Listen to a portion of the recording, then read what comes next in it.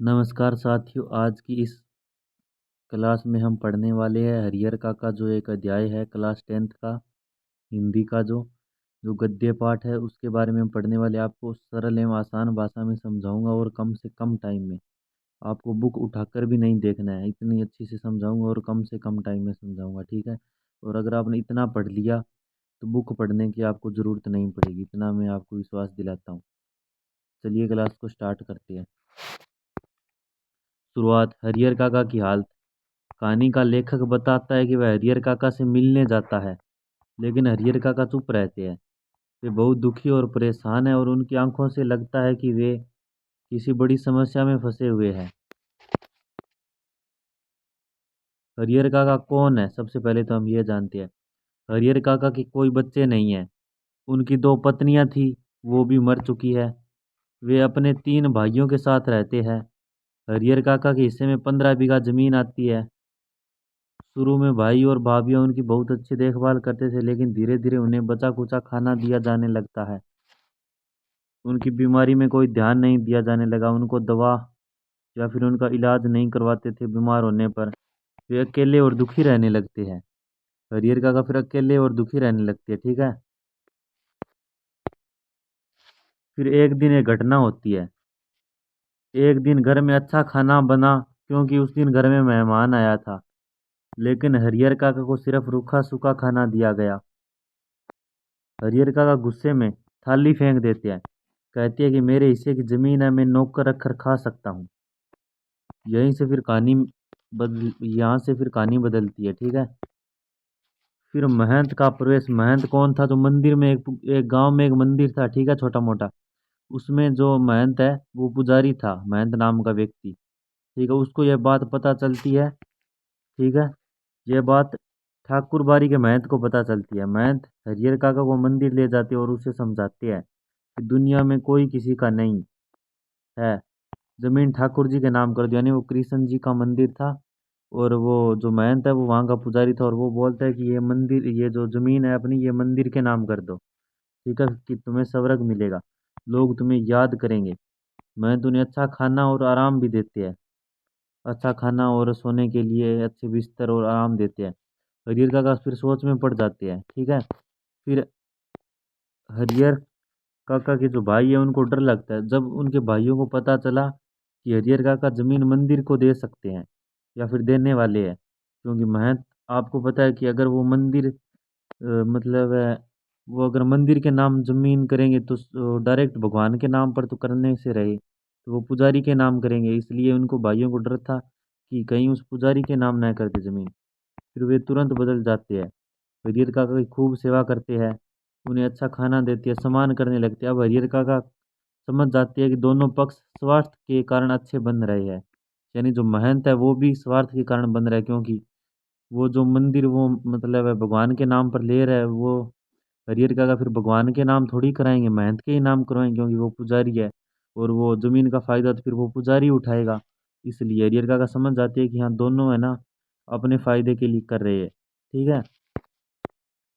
फिर हरिहर काका ने फैसला किया लिया। हरिहर काका सोचते हैं और तय करते हैं कि जीते जी जमीन किसी को नहीं देंगे, यानी जब तक जिंदा रहूंगा तब तक जमीन किसी को नहीं दूंगा।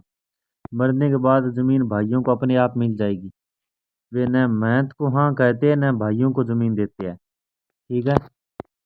महंत की चाल, जो मंदिर का पुजारी था कृष्ण जी के मंदिर का, वो एक चाल चलता है। महंत जो है, महंत लालच में आ जाता है।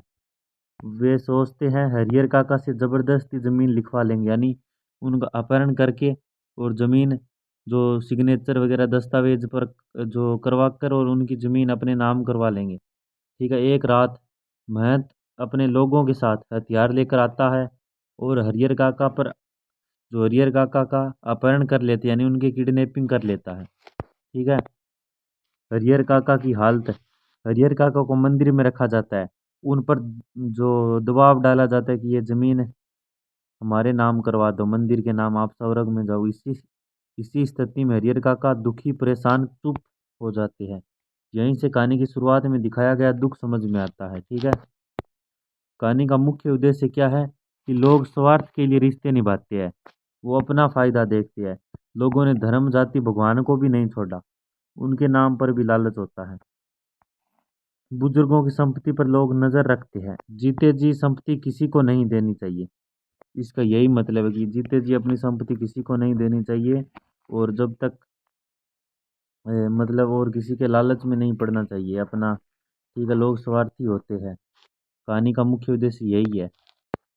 अभी परीक्षा के लिए सबसे महत्वपूर्ण बिंदु, यानी आपको मैं कुछ जो क्वेश्चन करवाने वाला हूँ, ठीक है, जो मोस्ट है, और आप जो आपके पास जो संजीव या फिर अन्य कोई चीज़ है उसमें से पढ़ लेना, लेकिन आपको अभी बुक पढ़ने की ज़रूरत नहीं है, क्योंकि मुख्य बात थी सबसे ज़रूरी, और ये इससे बाहर कुछ भी नहीं आएगा आपके एग्ज़ाम में। ठीक है, अभी देखो क्वेश्चन है, हरियर काका दुखी क्यों थे?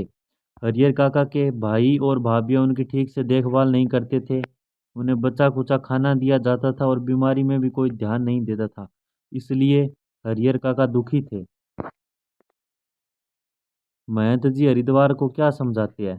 सॉरी, महंत जी हरियर काका को क्या समझाते हैं?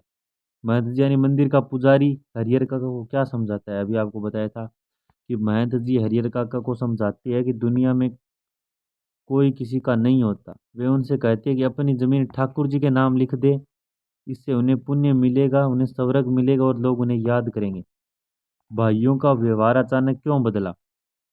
भाइयों को डर था कि हरियर काका अपनी जमीन मंदिर को दे देंगे, इसलिए वे हरियर काका की सेवा करनी शुरू कर दी और अच्छा व्यवहार करने लगे।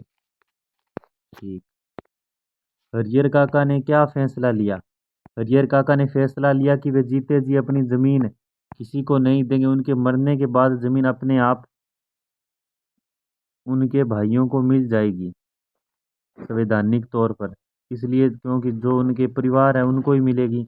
और जीते जी तो वो किसी को नहीं देंगे, ताकि उनको अच्छे से देखभाल भी करे जमीन के लालच में, और उनको कोई दिक्कत भी ना हो, इसलिए हरियर काका फैसला लेते हैं। कहानी का मुख्य संदेश क्या है हरियर काका कहानी का?